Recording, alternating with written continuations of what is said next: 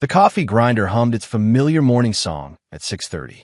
Noah Calder moved through the narrow kitchen of Calder's cafe with the practiced efficiency of someone who had done this 1,000 times before. Steam rose from the industrial espresso machine as he pulled the first shots of the day. The scent of fresh grounds filled the air, mixing with the smell of old wood and worn leather from the dining room beyond. He wiped down the counter and checked the pastry case. Mrs. Henderson had dropped off her cinnamon rolls an hour earlier, still warm in their wax paper wrapping. Through the front window, the main street of Redwood Falls stretched empty in the early light. Population 7,000. Everyone knew everyone. Every secret eventually became common knowledge. Noah unlocked the front door at 7 sharp. The bell above jangled. Within minutes, the regulars filed in. Tom Barrett, who ran the hardware store, took his usual seat at the counter. The retired teachers, Ms. Vance and Mr. Kowalski, claimed their corner booth. Dale from the garage came in smelling of motor oil and ordered black coffee with 2 sugars. "Morning, Noah," Tom said, settling onto his stool. "Tom." Noah set a mug in front of him and poured without asking. Tom had been drinking the same thing every morning for 12 years. "How's the machine holding up?" "Still fighting me, but we're managing." Tom nodded. He'd offered to look at it twice already this month. Noah kept putting him off. Money was tight, tighter than he let anyone know. His grandfather had kept things running on pride and stubbornness. Noah was doing the same. Ms. Vance waved from the booth. "The usual, dear." Noah brought them 2 coffees and shared blueberry muffin. They split one every morning and argued about the crossword puzzle. It was their routine. The cafe was built on routines. By 8 o'clock, the place was half full. Farmers in worn jackets. Mechanics with grease under their nails. People who worked with their hands and paid in exact change. Noah moved between tables, refilling mugs, clearing plates, making small talk that never went too deep. He was good at being present without being personal. The bell jangled again. Through the window, Noah saw the black SUV pull up outside. New model. Spotless. It looked wrong on this street, like a diamond ring at a garage sale. The driver's door opened, and Camden Calder stepped out. Noah's jaw tightened. His brother wore a charcoal suit that probably cost more than Noah made in a month. Sunglasses covered his eyes, even though the morning was overcast. He held his phone to his ear, talking to someone, gesturing with his free hand. He didn't come inside. Instead, he stood on the sidewalk, looked directly through the window at Noah, and waved. It wasn't a friendly wave. It was mocking, theatrical. Camden grinned, said something in his phone, and got back in the SUV. The engine purred. He drove off. Tom set his mug down hard. "That brother of yours don't have manners." Noah wiped a table that didn't need wiping. He never did. "When's the last time he came in here?" 3 years. Christmas. He ordered a latte, complained it wasn't as good as what he gets in Portland, and left without finishing it. Ms. Vance shook her head from booth. "Your grandfather raised you boys the same. I don't understand how you turned out so different." Noah didn't answer. He understood perfectly. Camden had left. Noah had stayed. That was the difference. His grandfather, Henry Calder, had opened this K40 years ago when a mill was still running and Redwood Falls was a place people moved to instead of away from.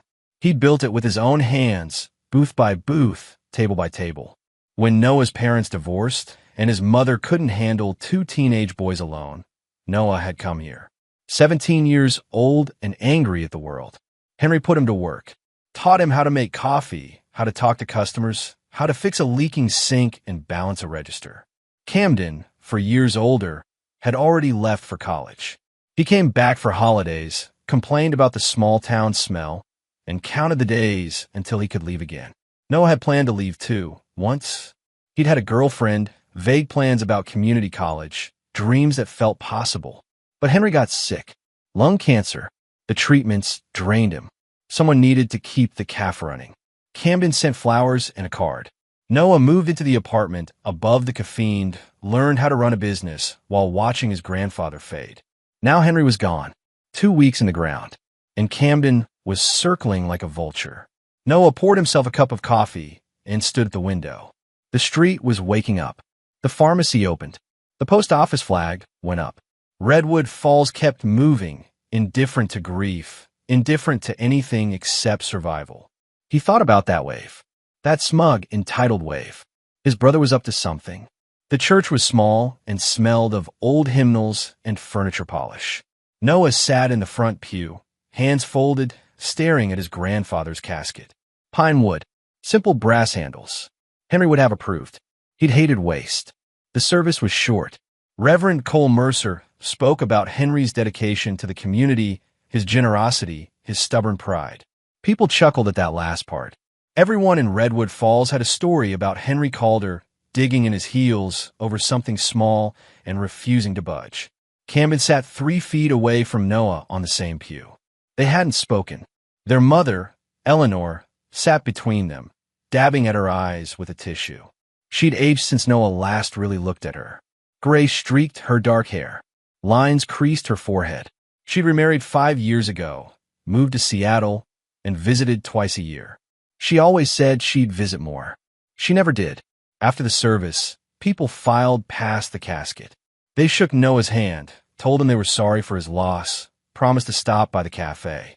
Tom clapped him on the shoulder and didn't say anything, which Noah appreciated. Ms. Vance cried. Dale offered to help with anything Noah needed. Camden stood off to the side, checking his phone. He'd removed his sunglasses for the service, but put them back on the moment it ended. When someone approached him to offer condolences, he smiled and nodded and looked past them. Noah wanted to hit him. He didn't. He stood there and accepted the sympathies and watched his brother treat their grandfather's funeral like a business obligation. After everyone left, Reverend Mercer approached. He was 60, gray-bearded, with kind eyes that saw too much. He'd been Henry's friend for 30 years. Noah. Camden. Eleanor. We need to go to the lawyer's office. Camden perked up at that. The will. Yes. They drove separately. The lawyer's office was above the insurance agency on Main Street. Noah had been there once before, years ago, when Henry updated his documents. The waiting room had the same floral couch, the same stack of outdated magazines. The lawyer, a thin man named Peterson, ushered them into a conference room. He opened a folder and cleared his throat. Reverend Mercer will be reading the will. He was named executor. Mercer pulled out a single sheet of paper. Henry's handwriting covered it. He'd written his own will, apparently. That tracked. Mercer began. I, Henry Thomas Calder, being of sound mind, leave my estate as follows. To my daughter-in-law, Eleanor, I leave my thanks for raising 2 sons under difficult circumstances. To Camden and Noah, my grandsons, I leave $6 million. Camden sat forward. Noah went still. $6 million. The cafe made maybe $60,000 a year on a good year. Where had $6 million come from? Mercer continued. This money was accumulated through investments, property sales, and careful saving over 40 years. I kept it quiet because I wanted my boys to work for their own reasons, not for money they hadn't earned yet. Eleanor covered her mouth. Camden stared at Mercer like he might be joking. The inheritance will go to the one who keeps Calder's calf running successfully for 1 year after my passing. Success is defined as maintaining the business in good standing, serving the community, and operating at a profit. If either grandson interferes with the other's work, directly or indirectly, the money will be forfeited and donated to the Redwood Falls Community Fund. Silence filled the room. Camden broke it. He's joking, right? That place barely pays its electric bill. He's asking us to waste a year on a failing business. Mercer's voice stayed level. Those are the terms. Camden stood. This is insane. Noah's been running it into the ground for years. It'll be bankrupt in 6 months. Noah looked at his brother. I've kept it open. You never even tried. Because I have an actual career. I'm a lawyer, Noah. I make 6 figures. Why would I throw that away to flip eggs for truckers? Then don't. Noah's voice was flat. Go back to Portland. I'll handle it. Camden laughed. It was sharp and bitter. Of course you will. The golden boy. The one who stayed. Grandpa always loved you more. Maybe because I was here when he needed someone. Eleanor stood. Boys, please. Camden ignored her. He pointed at Mercer. What happens if neither of us takes it? Then the money goes to charity, as stated. And if Noah fails? If the cave closes before the year is up? The same result.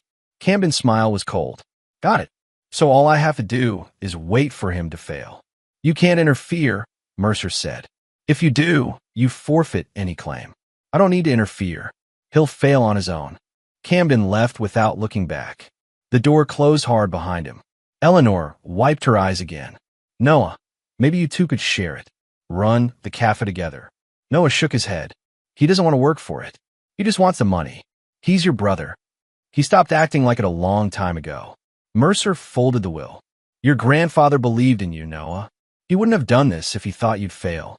Noah wasn't so sure. Keeping the cafe open for a year sounded simple. It wasn't. The equipment was ancient. The building needed repairs. Customer traffic had been declining for years. Henry had held it together through sheer force of will. Noah had been helping, but helping wasn't the same as running it alone. Still, he nodded. I'll do it. Eleanor reached for his hand.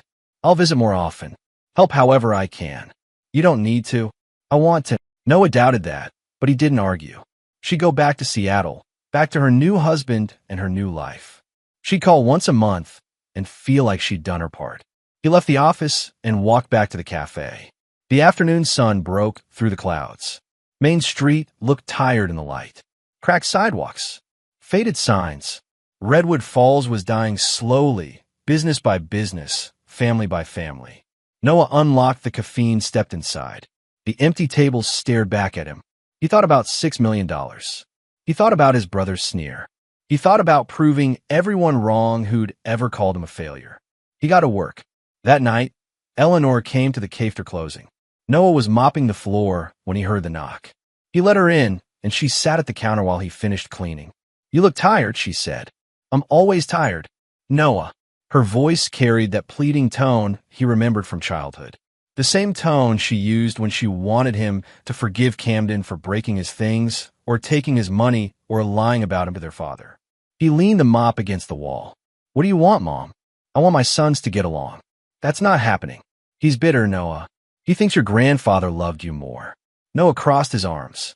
Maybe because I was here. Maybe because I showed up. Camden visited twice a year and spent the whole time complaining. He felt rejected. Your grandfather was hard on him. He was hard on both of us. The difference is I didn't run away. Eleanor flinched. Noah didn't apologize. It was the truth. She tried again. When you two were young, you were so close. You used to protect him on the playground. You shared everything. That was before he decided I wasn't worth his time. What happened between you? Noah remembered exactly what happened. He was 22. Camden was 26, fresh out of law school, already landing job offers. Noah was still at the cafe, still taking care of Henry. He'd scraped together enough money to visit Camden in Portland for a weekend. He thought maybe they could reconnect. Camden had taken him to a bar where all his lawyer friends hung out. They talked about cases and clients and billing hours. Noah had tried to contribute, but he had nothing to add. He served coffee. He cleaned tables. When someone asked what he did, Camden had answered for him. Noah's still figuring things out. He's been helping our grandfather with his little coffee shop. Little coffee shop. Like it was a hobby. Like it meant nothing. Noah had left that night and never went back. Camden never asked why. He looked at his mother now. Camden thinks success is the only thing that matters. He thinks if you're not rich or important, you're worthless. I stayed here because someone had to. He sees that as failure. I see it as responsibility. He's struggling, Noah. His firm's not doing as well as he makes it seem. He has debts. This inheritance would help him. Then he should earn it. You're going to take it all for yourself? Noah's voice hardened. I'm going to keep this place running because Grandpa asked me to. If Camden wants the money, he can do the same. But he won't because it's beneath him. Eleanor stood. You've become so cold. I've become realistic. Your brother's drowning and you won't throw him a rope. He threw me under the bus years ago. I remember, even if nobody else does. She left without saying goodbye. Noah locked the door behind her and climbed the stairs to his apartment. One bedroom, cramped kitchen, a view of the alley. It wasn't much, but it was his. He lay in bed and stared at the ceiling. $6 million. A year. All he had to do was keep the cafe alive and keep Camden from sabotaging him. Sleep didn't come easy. 3 weeks into the challenge, the espresso machine died. Noah was pulling a shot for Mrs. Henderson when the thing groaned, hissed, and went silent. Steam stopped mid-pour. The pressure gauge dropped to 0. Damn it. Mrs. Henderson patted his hand. It's been making that noise for a month, dear. No one knew. He'd been ignoring it, hoping it would last. He called 3 repair companies. 2 didn't service machines that old. The third quoted him $1,500. He didn't have $1,500. Tom came by that afternoon and took a look. He spent an hour with his tools spread across the counter, muttering to himself. Finally, he stood back and shook his head. I can patch it, but it'll die again soon. You need a new one. How much does a new one cost? $5,000. Maybe more. Noah's stomach sank. He had $8,000 in the cafe's account. Rent was due. Utilities. Supplier bills. If he bought a new machine, he'd be broke by the end of the month. Tom saw his face. I'll do what I can for now. The patch held for 3 days. Then the machine died again. This time, it wouldn't restart. Noah spent a morning serving drip coffee and apologizing to customers who wanted lattes and cappuccinos. Half of them left. That same week, his cook quit. She'd been there for 15 years, but her daughter got a job in Sacramento and asked her to move. She gave Noah 2 days' notice. He couldn't blame her. Redwood Falls had nothing left for young people. He spent the next week cooking and serving. He woke at 5, prepped food until 7, opened at 7, worked until 2, closed, cleaned, did paperwork, and fell in a bed at midnight. His back ached. His hands were burned. He lost 10 pounds. Then Lydia showed up. She walked in on a Thursday morning while Noah was burning eggs and swearing under his breath. She wore jeans and a flannel shirt, her dark hair pulled back in a ponytail. She'd been working part-time as the evening manager for the past 2 years, handling the occasional dinner rush, but she usually didn't come in this early. You look like hell, she said. Noah flipped the eggs onto a plate. Thanks. When's the last time you slept? I sleep. Lying down. He didn't answer. She took the spatula from his hand. Go sit down. I'll cook. Lydia, you don't have to. Sit. He sat. She cooked the next 4 orders without breaking a sweat. When the rush died down, she poured 2 coffees and joined him at table. You're going to kill yourself, she said. I'm fine. You're not. And this place won't last if you burn out. Noah rubbed his eyes. I don't have a choice. I can't afford help. The machine's dead. I'm barely keeping the lights on. Lydia studied him. She was 30, smart, practical. She'd moved to Redwood Falls 3 years ago after a bad divorce. She never talked about it. She worked at the cafe, kept to herself, and had become the only person Noah trusted. What if we change things, she said. Change what? Everything. The menu. The hours. The whole approach. This place has been running the same way for 40 years. Maybe it's time to try something new. Noah frowned. Grandpa built this coffee a certain way, and it worked for 40 years. But times changed. People changed. You need to change too, or you'll go under. What are you suggesting? She leaned forward. Host events. Open mic nights. Book clubs. Game nights. Give people a reason to come here besides coffee. Update the menu. Add smoothies. Healthy options. Get on social media. Show people this place is still alive. Social media? Everyone under 40 uses it. You're invisible if you're not online. Noah had never thought about any of that. Henry hadn't believed in gimmicks. He believed in good coffee and fair prices. But Lydia had a point. The world had moved on. Maybe the cafe needed to move with it. Would you help? He asked. She smiled. Why do you think I'm here? Over the next 2 weeks, they rewrote the menu. Added 3 smoothies, 2 salad options, and a veggie wrap. Lydia convinced Noah to buy cheap ingredients in bulk to keep costs down. She set up a social media account and started posting photos of the food, the cafe, the town. She was good at it. She made everything look warm and inviting. They hosted the first open mic night on a Friday. Noah expected maybe 10 people. 30 showed up. Local musicians, poets, kids from the high school with guitars. They bought coffee and pastries and stayed for hours. Some left tips. Some asked when the next one would be. Lydia grinned at Noah across the room. Told you. For the first time in weeks, Noah felt something other than dread. Maybe this could work. Maybe he wasn't going to fail after all. Then the sabotage started. It began with the supplier. Noah's coffee delivery was supposed to arrive on Tuesday. It didn't. He called the company, and they told him his account was overdue. He'd been double billed. I paid last month, Noah said. Our records show 2 charges. 1 payment. You still owe. He pulled up his bank statements. 1 charge. 1 payment. Someone had entered a second charge into their system. It took 3 days to straighten out. By then, he'd run out of coffee and had to buy emergency stock from the grocery store at twice the price. Customers complained about the taste. Next came the health inspector. She arrived unannounced on a Monday morning, clipboard in hand, face stern. Someone had filed a complaint about expired ingredients. Noah watched her check every date on every package. She opened the fridge, the freezer, the pantry. She inspected the stove, the counters, the bathrooms. She spent 2 hours searching for violations. She found nothing. Everything was up to code. She left without saying much. Lydia waited until she was gone. Who called her? Take a guess. Noah knew it was Camden. He couldn't prove it, but he knew. His brother was covering his tracks well. No direct contact. No obvious moves. Just little problems that added up. 2 days later, the cafe's main water pipe started leaking.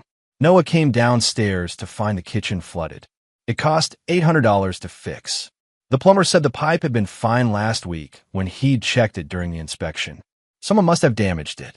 Noah took photos of everything. The bills, the inspector's report, the water damage. He kept records of every strange incident, every suspicious charge, every problem that appeared out of nowhere. He wasn't going to confront Camden. Not yet. He was going to document everything and wait.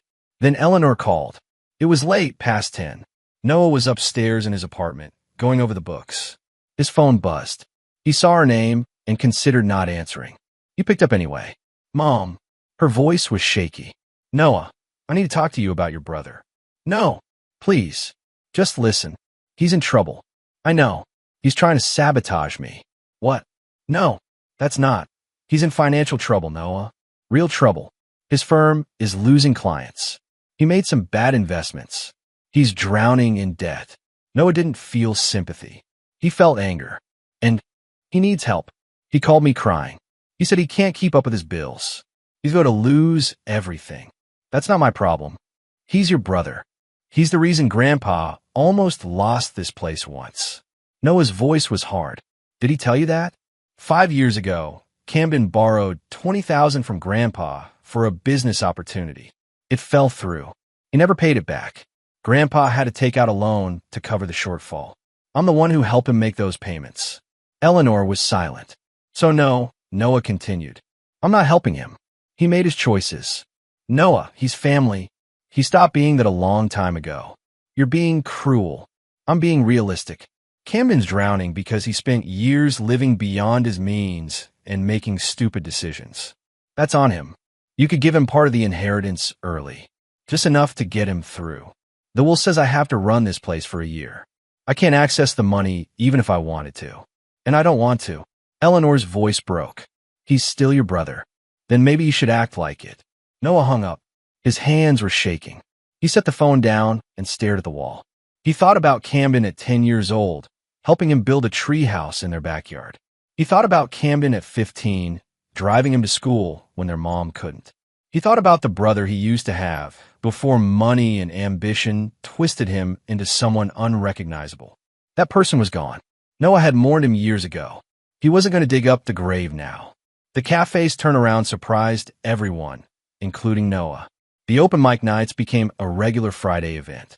Lydia started a Sunday brunch special that brought in families. The smoothies were a hit with the high school crowd. The social media posts were getting hundreds of likes and shares. By the 3rd month, the cafe was consistently turning a profit. Not much, but enough to pay bills and cover Noah's salary. He replaced the espresso machine. He hired a part-time cook. He repainted the front door. The regulars noticed. Tom clapped him on the back and said, "Your grandpa would be proud." Ms. Vance brought her book club. Dale started coming in for lunch every day instead of just breakfast. Word spread. People from neighboring towns started showing up. They posted their own photos online. The cafe became a small-town comeback story, a place that refused to die. Camden saw it too. He started calling Eleanor more often, asking about Noah's progress. She reported back to Noah during their strained phone calls. Camden was obsessed. He couldn't believe the cafe was doing well. He couldn't accept that Noah might actually succeed. Then he drove down from Portland. It was a Wednesday morning. The cafe was full. Lydia was at the register. Noah was delivering food to tables. The bell above the door jangled, and Camden walked in. He looked worse than Noah had ever seen him. His suit was wrinkled. His tie was loose. Dark circles shadowed his eyes. He hadn't shaved. For a moment, Noah almost felt sorry for him. Then Camden opened his mouth. Well, look at this. The little cafethat could. The room went quiet. Everyone turned to look. Camden stood in the doorway, hands in his pockets, scanning the crowd with something like disgust. Noah set down the plates he was carrying. Camden, quite the operation you've got here, little brother. Real impressive. His voice dripped sarcasm. Although I'm surprised these people can afford your prices. Times are tough, right? Tom stood up from the counter. You need to leave. Camden ignored him. He walked further into the cafe, his shoes loud on the wood floor. He stopped in front of Noah. You think you're some hero for flipping pancakes? You think this makes you better than me? Noah met his brother's eyes. I never said I was better than you. You didn't have to. Everyone in this town thinks it. Poor Noah, working so hard. Saint Noah, taking care of Grandpa. Meanwhile, I'm the villain for building a real career. Nobody thinks you're a villain. They think you're a stranger. Because I didn't waste my life in this dying town. Because you never cared about anyone but yourself. Camden's face flushed. I built something. I went to law school. I made something of myself. And yet here you are, broke and desperate, trying to tear me down so you can feel better. The words hit like a slap. Camden's jaw clenched. His hands balled into fists. You don't know anything about my life. I know you sabotaged my supplier. I know you called the health inspector. I know you've been trying to make me fail because you can't stand the idea of me succeeding. Camden stepped closer. His voice dropped. You think you're going to win this? You think you deserve that money? I think I'm doing what Grandpa asked. You're just bitter because he didn't ask you. He didn't ask me because he was a stubborn old fool who couldn't see past his own nostalgia. The room gasped. Dale stood. Tom stepped between Noah and Camden. Noah didn't move. He kept his voice level. Maybe, but at least I don't need to destroy people to feel taller. Camden's face twisted. For a second, Noah thought he might swing. Instead, Camden laughed. It was hollow and sharp. Enjoy your little victory, Noah. It won't last. Nothing in this town lasts. He turned and walked out. The door slammed behind him. The case stayed silent for a full minute. Then Ms. Vance started clapping. Slowly at first, then louder. Others joined. Tom whistled. Lydia smiled from behind the register. Noah stood there, heart pounding, not sure what he felt. Relief? Anger? Victory? He looked around at the faces watching him. People who'd supported him. People who'd come back day after day because they believed in this place. He nodded once and got back to work. That night, Lydia stayed after closing to help clean. They worked in comfortable silence, wiping tables, sweeping floors. When they finished, she poured 2 mugs of decaf and sat at the counter. That was intense, she said. Noah joined her. Yeah, you handled it well. I wanted to hit him. I know. Everyone knew. You didn't, though. That's what matters. Noah sipped his coffee. It was too hot. He didn't care. He's going to try something else. He won't give up. Probably. But you've got this place running now. You've got people on your side. Whatever he does, you'll handle it. He looked at her. Really looked at her. She'd been there for months, working extra hours, offering ideas, never asking for recognition. She'd helped save the cafe, and he'd never properly thanked her. Why are you doing this? He asked. Doing what? Helping me. You could make more money somewhere else. You could leave this town like everyone else. She set her mug down. Maybe I like it here. Maybe I like working for someone who actually cares. I'm not sure I'm the person you think I am. You're exactly the person I think you are. Stubborn. Loyal. Too proud to ask for help, but grateful when someone gives it anyway. Noah felt something shift in his chest. He'd known Lydia for 2 years, but he'd kept her at a distance. He kept everyone at a distance. It was safer that way. But sitting here in the empty cafe with a woman who'd stuck by him when he had nothing to offer, he wondered if maybe safe wasn't what he needed anymore. Thank you, he said quietly. For everything. She smiled. You're welcome. They sat there a while longer, drinking coffee in the silence. Two people who understood what it meant to keep going even when it hurt. Camden's law license was suspended on a Tuesday in November. Noah found out from a customer who'd seen it in the news. Some kind of audit. Financial irregularities. Misuse of client funds. He didn't feel triumphant. He felt empty. Eleanor called that night. She was sobbing before he even said hello. Did you hear? Yeah. He says it was your fault. He says you told people things. He says you ruined him. Noah closed his eyes. I didn't have to tell anyone, Mom. He did it to himself. That's what everyone keeps saying, but he's my son. He's your brother. How can you both be so cold? I'm not cold. I'm just done pretending he's a victim. He's under investigation, Noah. They might press charges. He could lose everything. He already lost everything. He just didn't notice because he was too busy trying to make me lose mine. You don't care at all, do you? Noah thought about that. Did he care? Part of him still remembered the brother who taught him to ride a bike, who defended him from bullies, who'd shared a bedroom and secrets and dreams. That brother was gone. In his place was a stranger who'd spent years belittling him and trying to sabotage him. I care, Noah said finally. I care that he wasted his life chasing money and status. I care that he treated everyone around him like they were beneath him. I care that he couldn't be happy for me even once. But I don't care enough to save him from consequences he earned. Eleanor hung up without saying goodbye. 2 days later, Camden showed up at the cafe. Noah was restocking the pastry case when the bell jangled. He looked up and saw his brother standing in the doorway. Camden looked broken. His suit was gone, replaced by jeans and a wrinkled shirt. His hair was a mess. He'd lost weight. His eyes were bloodshot. The cafe was half full. Everyone stopped talking. Camden walked to the counter. Can we talk? Noah set down the tray he was holding. Outside, they went out to the sidewalk. The November air was cold. Leaves skittered across the pavement. Camden shoved his hands in his pockets and stared at his feet. I'm leaving town, he said. Okay, I need to ask you something first. Noah waited. Camden looked up. Did you win? Are you happy now? No. Noah's voice was flat. Winning means you try to play fair. I played the game Grandpa set up. He wanted to see which of us was stronger. He wanted to see which of us cared more. You cared about money. I cared about the cafe. That was the difference. Camden's jaw worked. I'm broke, Noah. Everything I built is gone. My career, my reputation. I've got nothing. Then rebuild. Start over. Be better this time. That's it? That's all you've got. Noah looked at his brother. Really looked at him. He saw the desperation, the shame, the anger that still simmered beneath the surface. Camden hadn't learned anything. He was just looking for someone to blame. What do you want from me? Noah asked. I want you to admit this was all a setup. Grandpa rigged the game in your favor. He gave us the same chance. You chose to cheat. I didn't cheat. You sabotaged my business. You tried to make me fail. That's cheating. Camden shook his head. You don't get it. You never got it. Success isn't about playing nice. It's about winning. And I was winning until you got caught stealing from your clients.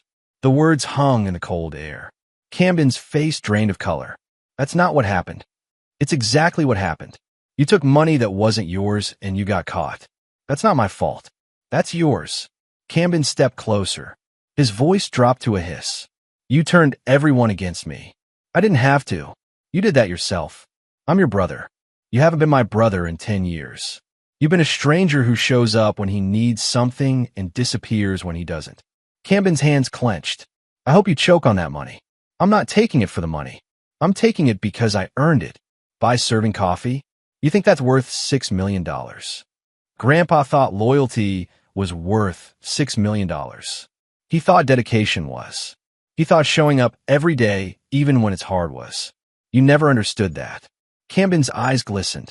For a moment, Noah thought he might cry. Instead, he laughed. It was bitter and broken. You know what? Fine. You win. Enjoy your caffeine, your small-town life, and your moral superiority. I'm done. He turned and walked to a beat-up sedan parked down the street. Noah watched him drive away. The tailpipe rattled. Russ spotted the bumper. Camden's black SUV was gone, probably repossessed. Noah went back inside. The customers pretended they hadn't been watching through the window. Lydia gave him a questioning look. He shook his head and got back to work. That was the last time he saw his brother. A week later, Reverend Mercer came to the cafe. He ordered coffee and a muffin and asked Noah to sit with him. "I've got news about the will." Noah sat. His stomach tightened. "What is it?" "Camden's legal troubles violate the will's terms. Your grandfather specified that both grandsons must maintain good faith and legal standing throughout the year. Camden's suspension and the criminal investigation disqualify him." "What does that mean?"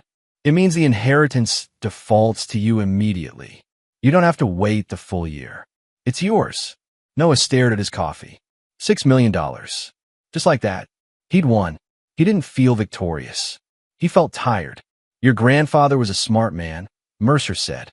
"He knew his grandsons better than they knew themselves. He knew Camden would crack under pressure. He knew you wouldn't. Why didn't he just give me the money?" "Because he wanted you to prove something to yourself. Not to anyone else. To yourself." Noah thought about that. Maybe Mercer was right. Maybe Henry had known Noah needed to fight for something, to prove he could stand on his own, to show himself that staying wasn't the same as failing. "Character's the real inheritance," Mercer said. "The money's just a bonus." Noah nodded. He thought about his grandfather sitting at that corner table every morning, reading his paper, drinking his coffee. He thought about the lessons Henry had taught him. Show up. Work hard. Treat people right. Don't compromise your values for convenience. Camden had forgotten those lessons. Or maybe he'd never learned them. "Thank you," Noah said. Mercer finished his coffee and left. Lydia came over and slid into the booth across from Noah. "You okay?" "Yeah." "You don't look okay." "I won. I should be happy. But you're not." He met her eyes. "He was my brother. We used to be close. Now he's gone, and I'll probably never see him again. That doesn't feel like winning." Lydia reached across the table and squeezed his hand. "You can't save people who don't want to be saved. You can only save yourself." Noah squeezed back. "When did you get so wise?" "Bad divorce. Lots of therapy." He smiled. It felt good to smile. It felt like maybe things would be okay. 6 months later, the cave looked different. New paint on the walls. New tables and chairs. A new espresso machine that worked perfectly every time. Noah had used some of the inheritance money to renovate, but he'd kept it modest. Same layout. Same basic menu. Same heart. It was a Saturday morning. The place was packed. Lydia managed the register while Noah worked the kitchen. They'd hired 2 more part-timers to help with the rush. Business was good. Better than good. Eleanor visited once a month now. She sat at the counter and drank tea and talked about Seattle. She never mentioned Camden. Noah didn't either. He'd heard through the grapevine that Camden had moved to California. No one knew what he was doing there. No one asked. Noah finished plating an order and carried it to a booth. When he came back to the kitchen, Lydia was grinning. "What? We just hit a new record. Busiest Saturday ever." "That's good. That's great. You did it, Noah. You saved this place." He looked around the cafe. Every table full. Every customer smiling. The register ringing. The coffee brewing. It was exactly what Henry had wanted. A place that mattered. A place that endured. After the lunch rush died down, Noah poured 2 cups of coffee. He carried them to the corner booth where his grandfather used to sit. He set 1 cup in front of the empty chair and sat down with the other. "We did it, Grandpa," he said quietly. The chair didn't answer. It never would. But Noah felt something anyway. A sense of completion. Of purpose. Of peace. Lydia joined him a few minutes later. She didn't ask why he'd pour the extra cup. She understood. They sat together in comfortable silence, watching the cave breathe and live and thrive. Outside, Redwood Falls carried on. The mill was still closed. People still left for bigger cities. But this place remained. This one small corner of stubbornness and coffee and community. Noah thought about the money sitting in his account. $6 million he barely touched. He'd set most of it aside for the future. Maybe he'd expand the cafe. Maybe he'd help other businesses in town. Maybe he'd just keep showing up every day and doing the work. His grandfather had been right. Character was the real inheritance. Everything else was just numbers. Eleanor came in that afternoon. She sat at the counter, and Noah poured her tea without asking. "He'll never forgive you," she said. No preamble. Just the truth. "I know. That doesn't bother you." Noah thought about it. "I'm not looking for forgiveness. I'm looking for peace." "Have you found it?" He glanced around the cafe. At the customers. At Lydia laughing with a regular. At the warm light coming through the windows. At the empty chair in the corner booth. Yeah, he said. I think I have. Eleanor nodded. She didn't say anything else. She drank her tea and left an hour later. She'd be back next month. They'd have the same conversation. She'd leave again. It was their routine now.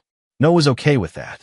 That evening, after closing, Noah and Lydia sat at the counter, splitting a slice of Mrs. Henderson's apple pie. The cafe was quiet, clean, ready for tomorrow. What are you going to do with all that money? Lydia asked. Keep this place running. Maybe help some other businesses stay open. Give people a reason to stay in Redwood Falls instead of leaving. That's a good plan. What about you? You staying? She looked at him. That depends. On what? On whether you're still too guarded to let someone in. Noah set down his fork. His heart picked up speed. He'd been careful with Lydia. Careful not to read too much into her smiles, her help, her presence. Careful not to hope. But maybe careful was just another word for scared. I'm working on it, he said. She smiled. Good. I'll wait. They finished the pie and locked up the cafe. Noah walked Lydia to her car. The street was empty. Stars filled the sky above Redwood Falls. See you tomorrow, she said. Yeah, tomorrow. She drove away. Noah stood on the sidewalk for a moment, breathing in the cold night air. He thought about his grandfather, about Camden, about the long road that had led him here. He'd lost a brother. He'd gained a cafe. He'd proven himself to the only person who mattered, himself. That was enough. Noah went back inside and poured one last cup of coffee. He carried it to the corner booth and set it in front of the empty chair. Good night, Grandpa, he whispered. The cafe was silent, peaceful. Home. Noah turned off the lights and went upstairs. Tomorrow would bring new customers, new challenges, new mornings. He'd be ready. He always was. Outside, Redwood Falls slept. And in the heart of town, a small cafe waited for dawn.